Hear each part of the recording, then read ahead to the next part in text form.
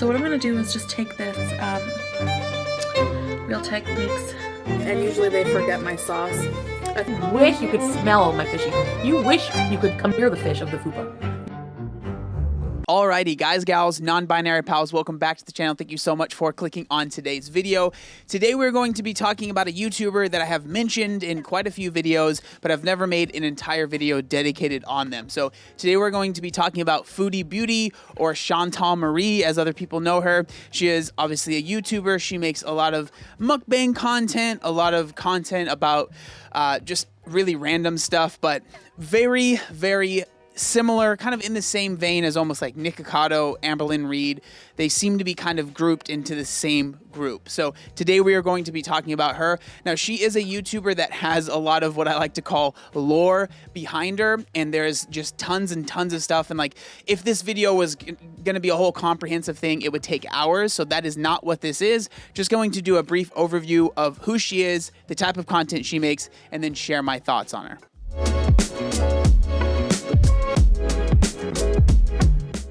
Who is Chantal? Chantal is from Canada, and she actually started creating YouTube videos in 2016. Now, if you go back and look at her channel and you go back to oldest video, it's clear that she was very interested in more beauty type videos, especially back then, 2016. So what I'm going to do is just take this Real Techniques buffer brush and this MAC Studio Fix and just kind of buffer powder.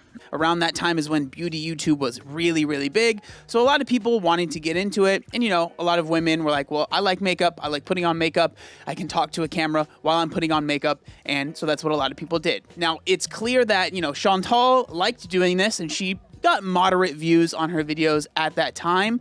But if you go back to the channel again and you look at the oldest videos, you can definitely see the first time she ever posted a mukbang or an eat with me video, the amount of views that that video got versus the other videos that she was making wasn't even close. It was far, far, far more. And so clearly she saw that and decided, well, I'm going to continue making these videos.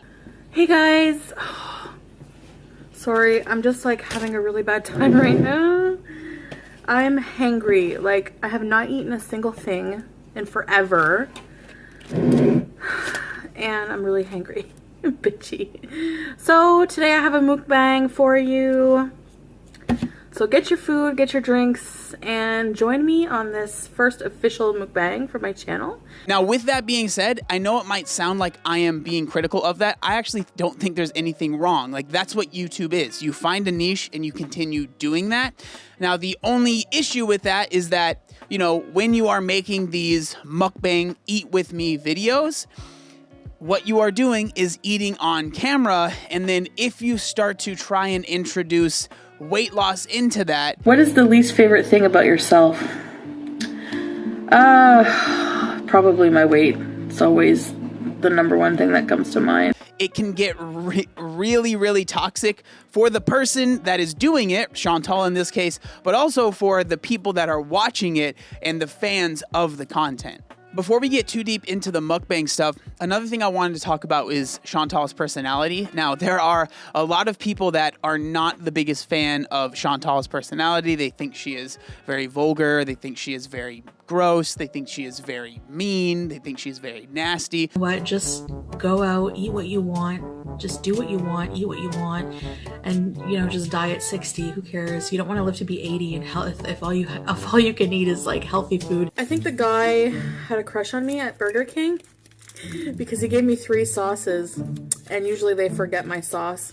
I think that's like a little way of him saying, yeah, you're cute. Take a bite of my wiener. All right, here goes.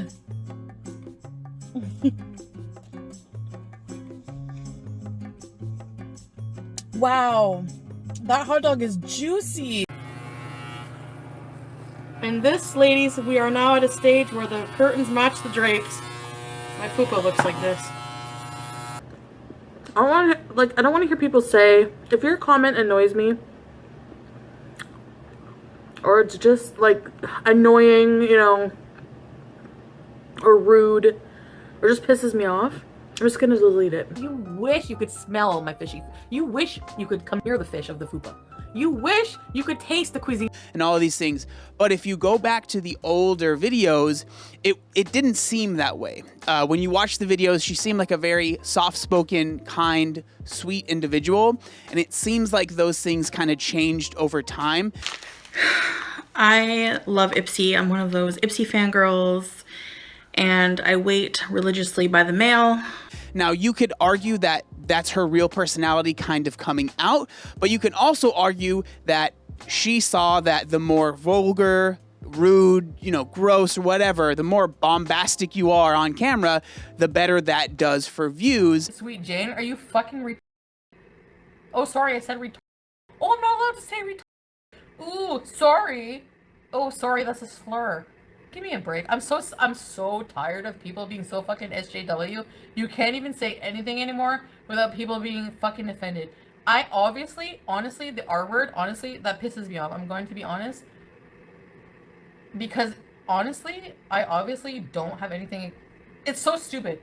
I obviously don't have anything against people with disabilities. It's so stupid. Retard is also figurative. It means you're fucking stupid. And so either or of those situations could be used to explain the kind of change in personality over time.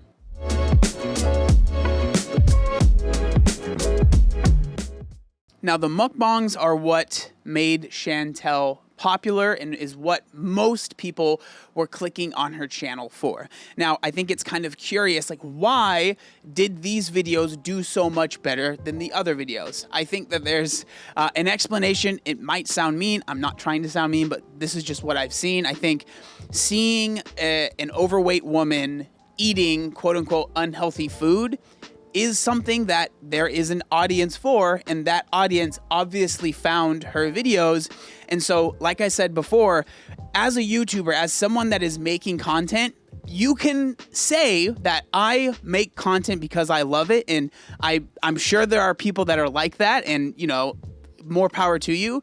But the vast majority of people, yes, they make content that they love, but they also make content because they want people to watch it, right? And so when you get that dopamine hit of, I posted this video and now it has literally 20, 30 times the amount that any of my other videos get, of course, that person is going to try and continue to make content like that, and that seems to be exactly what happened in Chantal's case. Another really important thing about mukbangs and about making people actually want to watch them is telling stories. That's something that you see a lot of the popular mukbangers doing. And so Chantal was also telling stories in her videos, in her mukbangs. And a lot of times they would be about previous relationship stuff. And she also would talk about her current relationships, which the whole relationship situation with Chantal is pretty intense, and there's a lot that goes into it. So again, we're not going to be focusing a ton on that, but just know there is a lot of, like I like to call, lore behind that situation. Whenever I first meet somebody, I lose a lot of weight, like I said, because I always have a lot of sex at first. Hi, how you doing? The thing is, I love the guy, okay? I care about him and I love him, and I don't... It's not reciprocated. Like, he doesn't love me back. Oh, yeah. If you just move your ass a little bit, you're gonna lose weight. No, he didn't say that. What? I think you said move your ass to lose weight. Did you say that? I didn't hear that. I think you fat shame me and you're mean.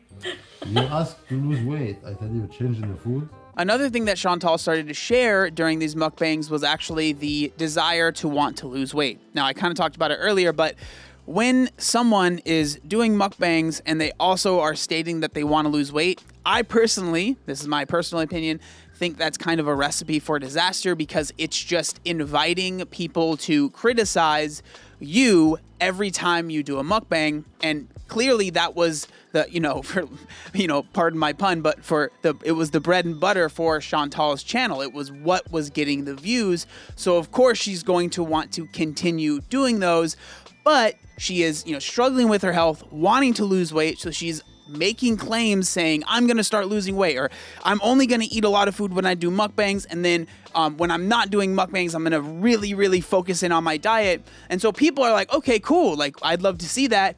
And then things wouldn't pan out, weight wasn't being lost, people would start to get upset. And we've seen this cycle from someone else, Amberlynn Reed, that happens a lot on YouTube. And it seemed like a lot of the people that had watched Amberlynn Reed started watching Foodie Beauty, and a lot of those cycles just started continuing for her as well. One other thing that I've noticed in her content is that Chantal really likes to argue back with the quote-unquote trolls or the people that are leaving mean comments. Gross. Ugh. Yuck. Your underwear. Ugh. My underwear were ick, but you were just touching them.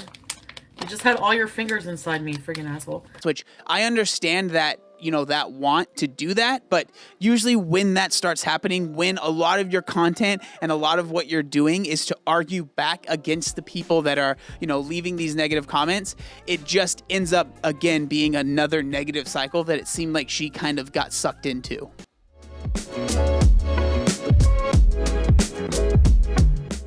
Another really big part of Chantal's presence online is addiction. Now, this is, I'm not trying to diagnose anybody here, but this is just something that I found that is pretty interesting. So obviously Chantal herself will, you know, she said that she, you know, struggles with food addiction, and that is something that a lot of people struggle with that are trying to lose weight. And it's, you know, something I completely understand. I've been there in the past as well.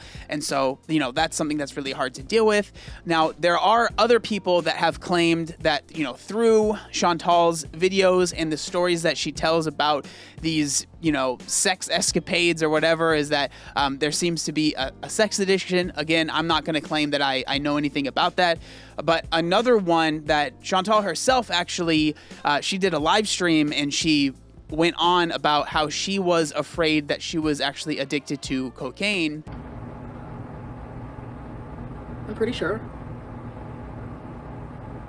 that I'm addicted to cocaine. And I think that there is a very interesting kind of connection between all of those things. I think that having an addictive personality can be incredibly difficult and hard to deal with. And it seems like, you know, Chantal, it's almost like she has one thing and then she switches it out for another thing and then switches that out for another thing, and that the addiction just seems to continue. And so, you know, I can understand how that would be really, really hard to deal with while you are, again, dealing with all of this attention, whether wanted or unwanted, online.